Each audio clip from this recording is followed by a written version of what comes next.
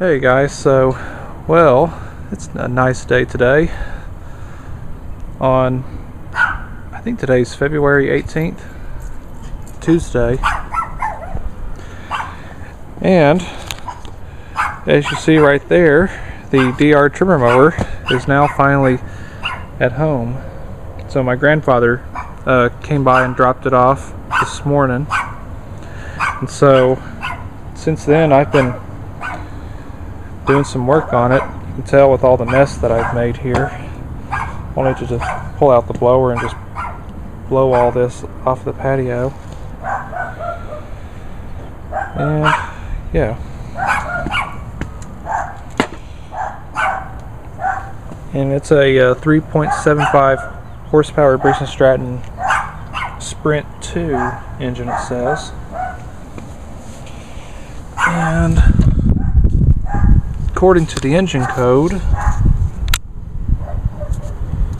can y'all see that? Oh yes, you can see that. And on the code number, the first two digits of the numbers say 96, so that means that this was made in 1996. So this machine is 18 years old. So since then I actually got the throttle unseized. And there's supposed to be a control bar on this machine, but it's missing. And it connects to this from right here. You're supposed to bring it down, and then you bring this all the way down to engage the strings. It doesn't want to quite go down all the way, which I think that the cable is just seized a little bit. I'll have to see if I can get it to unseize just like I did on the throttle. And I'll need to get me a control bar. But other than that, boy, it was just dirty as hell. And you can see the gas tank and the carburetor is off of it. Right over there I got the gas tank and the carburetor. They're just all dirty and filthy.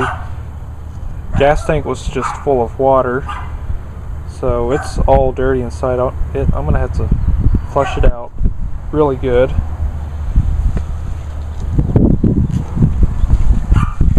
And the diaphragm has got some cracks right here. Yep, as you can see, yeah, this diaphragm is pretty shot. Yep. But luckily I do have a diaphragm kit for it. And I just fixed up the recoil starter. And it now works really good. I'll just pull this right off. So it still needs some good cleaning from here. And also, as I checked the oil, and as you can see here, there is no oil on the dipstick.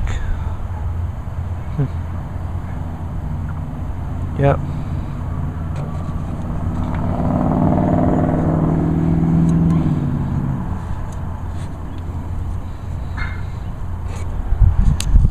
Of course, this machine, it also came from my great aunt, which is also my grandfather's sister, which she moved out of her house and now lives in an apartment complex for senior citizens. So this was like last year. Both my grandfather and my dad, they cleared out her house.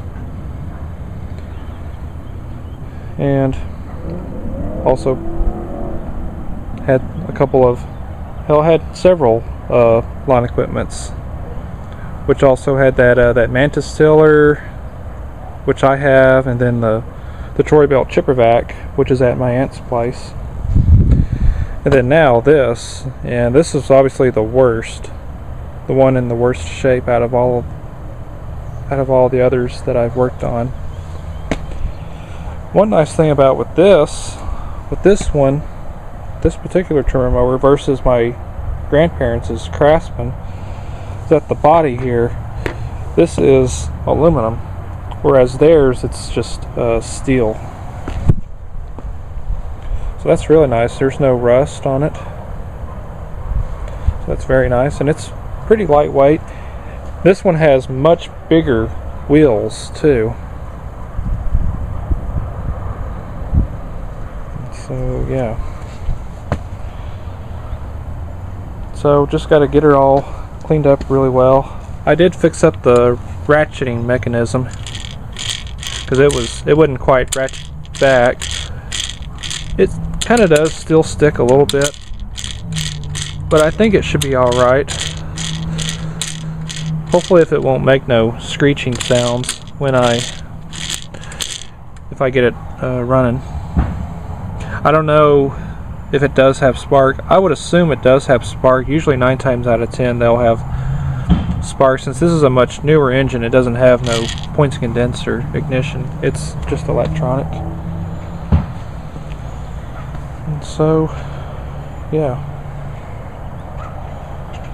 so this is it for the update on it for today, and this is the first day of working on it. And I do need to buy a control bar for it to be able to, in order for this piece here to go down. Hopefully if I can get this unseized, hopefully. And I think that's probably about it for now. And my grandfather,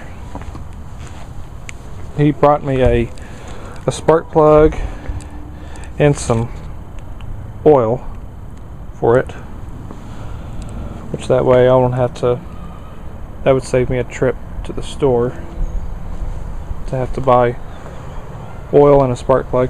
But I also do need to get an air filter, because the air filter on it, as usual, it was just all rotted out.